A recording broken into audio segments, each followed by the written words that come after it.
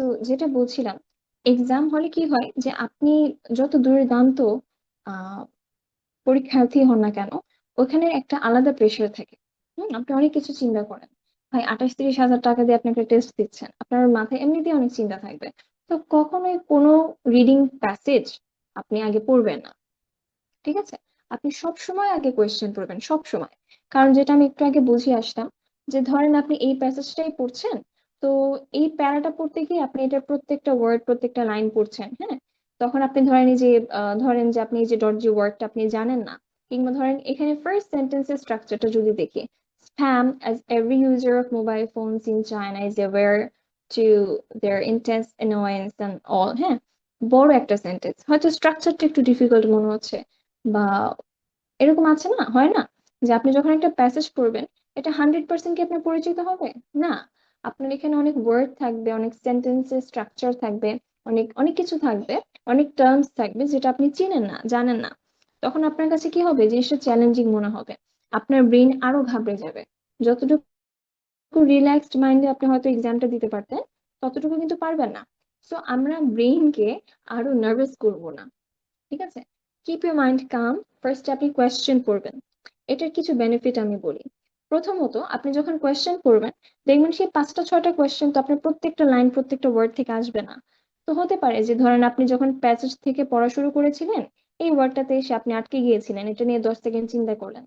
প্রথমত, আপনার কোয়েশ্চেনে যদি এই ওয়ার্ড বা এই লাইন থেকে কোয়েশ্চেন নাই থাকে, তাহলে এই 10 সেকেন্ড আপনার জীবন থেকে আপনি মানে অহেতুকে নষ্ট করেছেন।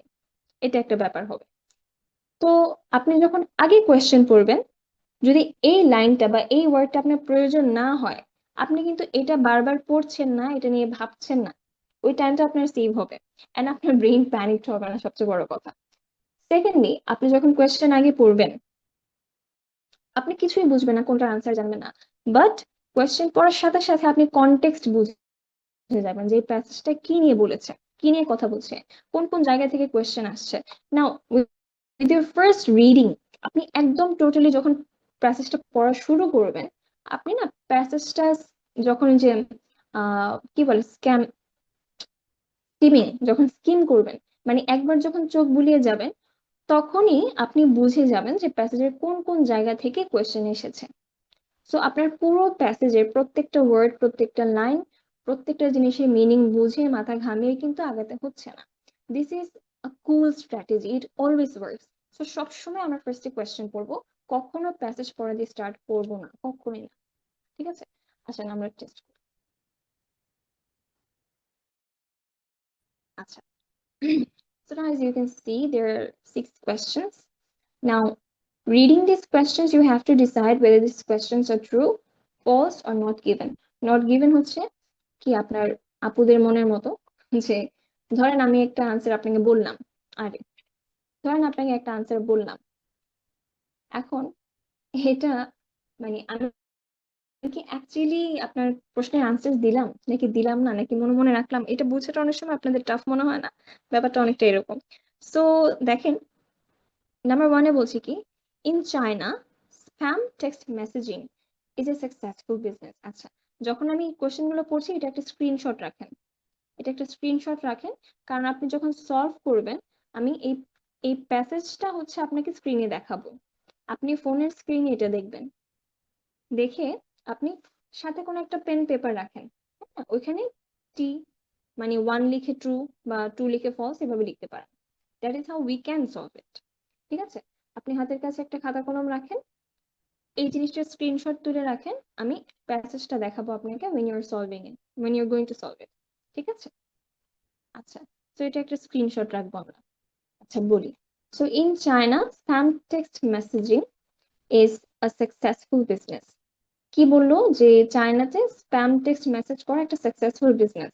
আচ্ছা, বিজনেসের সাথে স্প্যাম টেক্সট মানে কি, যে আপনাদের অনেক প্রতারণার ফাঁদ আসে না মেসেজ হিসেবে, বিকাশ থেকে নাহিদ বলছি, এরকম অনেক কিছু আসে না, যে আপনি হচ্ছে এই গেমটা খেললে হচ্ছে আপনি বাড়ি গাড়ি জিতে যাবেন, বা এই লিঙ্কে গেলে হচ্ছে আপনার অ্যাকাউন্টের স্কলারশিপের টাকা চলে আসবে, এমন কত কিছু আসে।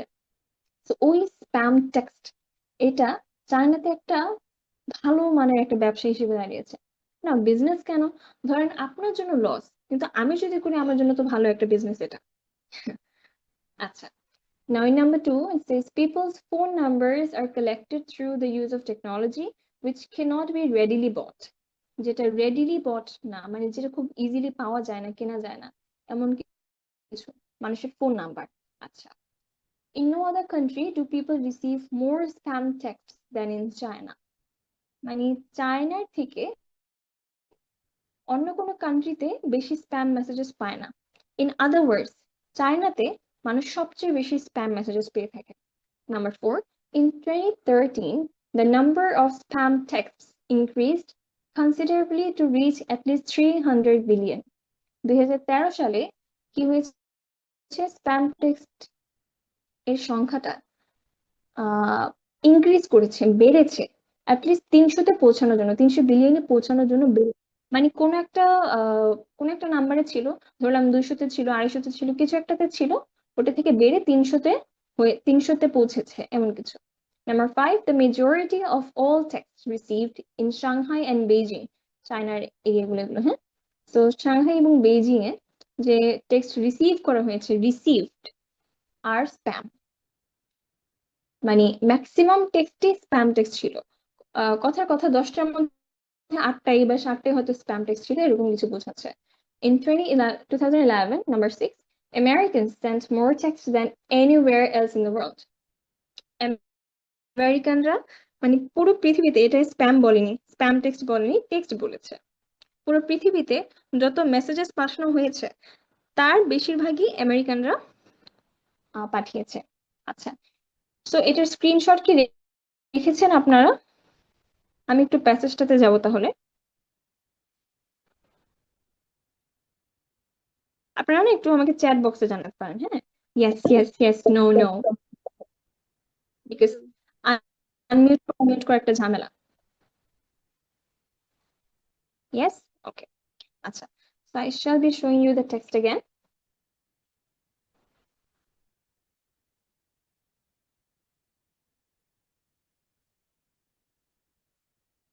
হুম, আচ্ছা, এখন আপনি ফোনের স্ক্রিনে কোয়েশ্চেনটা বের করেন। ফোনের স্ক্রিনে যারা জুম ইউজ করছেন, যারা ল্যাপটপে ইউজ করছেন তাদের জন্য ইজি, জাস্ট সুইচ সুইচ করে দিই আমরা। আর যারা ফোন ইউজ করছেন তারা হচ্ছে এই যে একদম আপনার ফোনের হোম স্ক্রিনে যাওয়ার যে অপশনটা একদম মিডলে দিয়ে হয়তো, সেখান থেকে আপনি গ্যালারিতে যান, গ্যালারিতে গিয়ে এটা ওপেন করেন। আমি চাইলে এটা পাশাপাশি দেখাতে পারতাম,